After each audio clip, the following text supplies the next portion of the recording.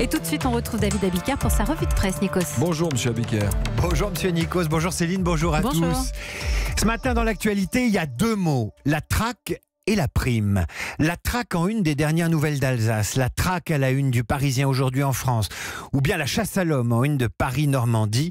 Chasse à l'homme donc, mais également chasse à la prime dans les journaux comme L'Opinion ou Les Échos qui font la liste des premières entreprises qui verseront une prime de Noël à leurs salariés en soutien des annonces présidentielles de lundi. La traque continue en une de l'Observateur qui consacre un dossier aux fake news, les faux aliments, faux et nocifs, la soupe de poulet sans poulet, le jambon élevé en laboratoire, le foie gras recoloré ou encore le boudin à l'eau. Ce matin, la presse, elle traque évidemment le terroriste, elle chasse la prime, la fausse bouffe et aussi la fausse nouvelle. On va commencer, David Abiker, avec les papiers qui vous ont le plus enthousiasmé dans vos lectures matinales. Et d'abord un édito de Maurice Bontinck dans la Charente Libre. Oui, des illuminés pensent que l'attentat de Strasbourg sert Emmanuel Macron. C'est la théorie du « comme par hasard ». Mais attention, à force d'associer tous les gilets jaunes à ces élucubrations nées sur Facebook, on obtient l'effet inverse de celui recherché. C'est du bon sens.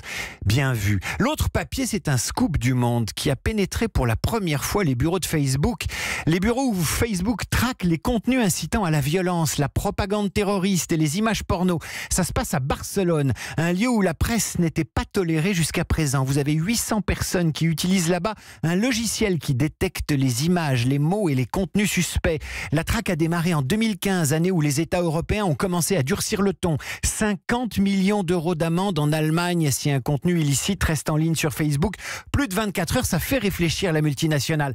30 000 salariés dans le monde entier travaillent chez Facebook à désinfecter le réseau, soit 2 millions de contenus problématiques par jour. Un métier soutenu par une équipe de psychologues qui assistent les salariés de toute nationalité, français compris.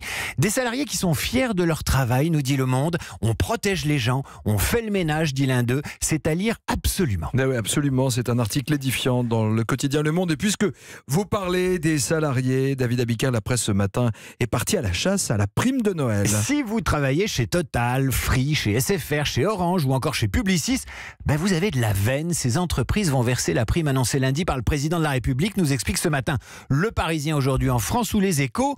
Plus facile pour les grosses entreprises que pour les PME, rappelle-t-il, tandis que Le Monde, encore lui, s'interroge sur son impact économique qui pourrait provoquer une hausse de la consommation de 0,2%. C'est pas rien, un effet comparable à la victoire de la France en Coupe du Monde de foot cet été.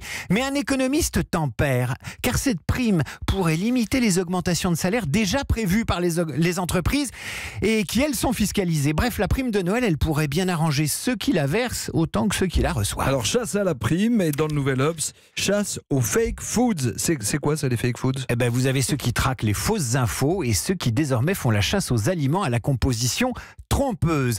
Non seulement c'est trompeur, mais l'Obs explique ce matin qu'en vous trompant en ajoutant des cochonneries chimiques dans les aliments qui n'en ont pas besoin, on risque de propager l'épidémie mondiale de cancer, d'obésité, de diabète.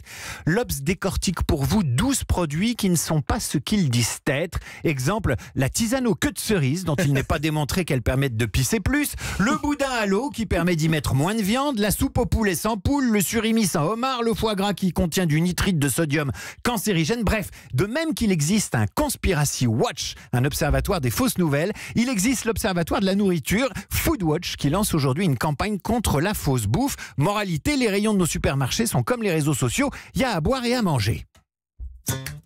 Bravo.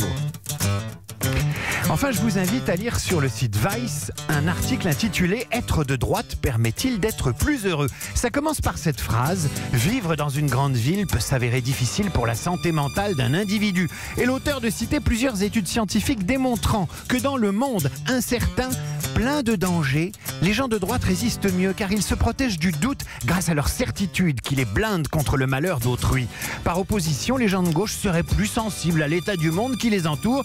Je ne sais pas si c'est vrai, mais ça a le mérite d'être drôle. Et si vous lisez ça en écoutant du Sardou, de droite comme de gauche, ça peut même vous rendre heureux. Mais dans les villes de grande solitude,